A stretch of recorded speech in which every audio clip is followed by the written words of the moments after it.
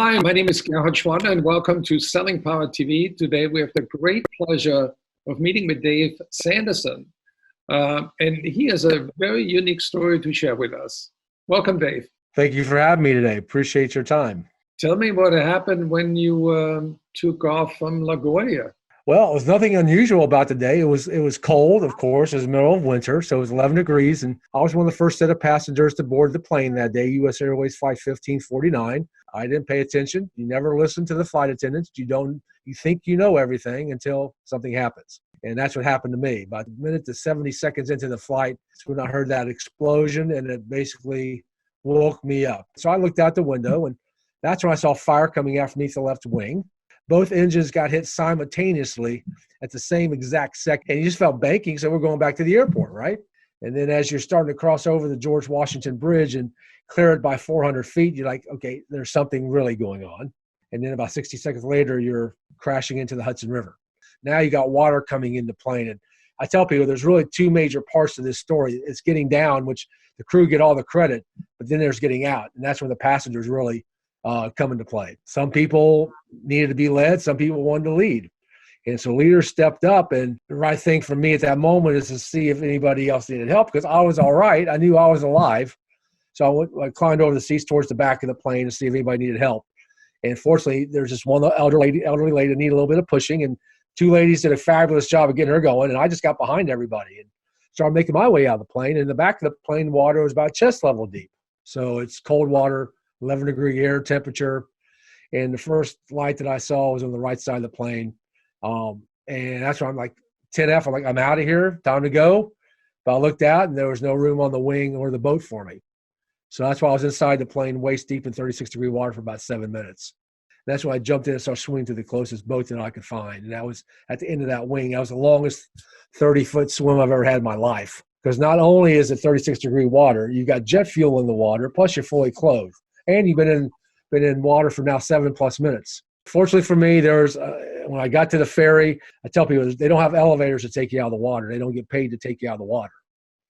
So I had to climb, and I couldn't climb. And fortunately, there were two guys that grabbed my arms and pulled me on one of those ferries. And that's how I got out of the water. But that's when things started changing for me, because yes, you're out of the water, but now you're soaking wet. It's 11-degree air, and you can barely breathe because the cold just comes. I mean, it's intensely cold. Fortunately for me, they took me to New Jersey, where a group of people from EMTs and the Red Cross took great care of me at the triage center, got me to the hospital, and I was diagnosed with hypothermia, and it took them 5 hours to warm me up. I'm a very blessed person, so I get to now go out and, I've had taken the opportunity. God's given me the opportunity to go out and share this and teach the lessons from that day and teach about taking personal leadership and how to do this in a way that you can step up in times of crisis and get in the mindset, especially with the kind of crisis we're going through right now in this country. It's about mindset right now. And so I coach people now and tell them right now is the time that you can really set yourself apart to be a leader, by helping people give them certainty, because there's so much uncertainty going on in the world right now. What's your advice for sales leaders right now in this tough time with coronavirus? This is all about personal leadership now. This is all about how you're going to exude leadership in times of a crisis. I got a client in Mississippi, and this is exactly the conversation I gave his entire team. He asked me to come and talk to his entire team 2 weeks ago. And I said, right now, it's your job to give leadership to the rest of the organization. The nurses are having a lot of uncertainty. The doctors have uncertainty. There's so many people in your organization have uncertainty. You and your group, you give people certainty, especially the IT world. They're in IT. In the IT world, to make sure they know that they're going to have everything they need from your end, that when something happens, that you're going to be there to support them. It's about leading right now. And it's about checking your ego at the door, doing what you have to do. And if you're a sales leader, like we all have calls, and I tell people the two key tenets of leadership are being resourceful and solving people's problems. If you do those two things, you can be a leader. And right now, it's all about being resourceful.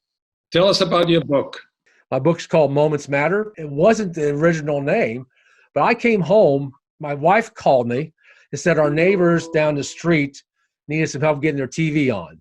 And they're two older ladies and their neighbors. So I walk down there and I help them, right? I mean, it's no big deal, right? It takes 2 minutes. But they asked me to stay for milk and cookies. I was flipping through some of the books, and they had books from World War II. So I was looking at these books. It's like, this is amazing, right? These amazing pictures. I'm like, where did you get these books? And they came out and said, well, we were there. And they also rolled up their sleeves to show me the numbers down their arms. They were in the concentration camps. What I really realized after I talked to these women is that they made all the moments in their life matter, because they survived something, one of the most horrific things in the history of the world. They survived, and from that point on, they made every moment matter in their life. I said, I think that's exactly what this book needs to be about. All these moments that we have in our life that you don't think mean anything. Even this moment we're in right now is here for a reason, and you can learn from it, and you can use it. Well, thank you, Dave, for sharing that wonderful message, because you're a prime example that when you have a positive mindset, you can make every moment matter. Thank you very much for having me today.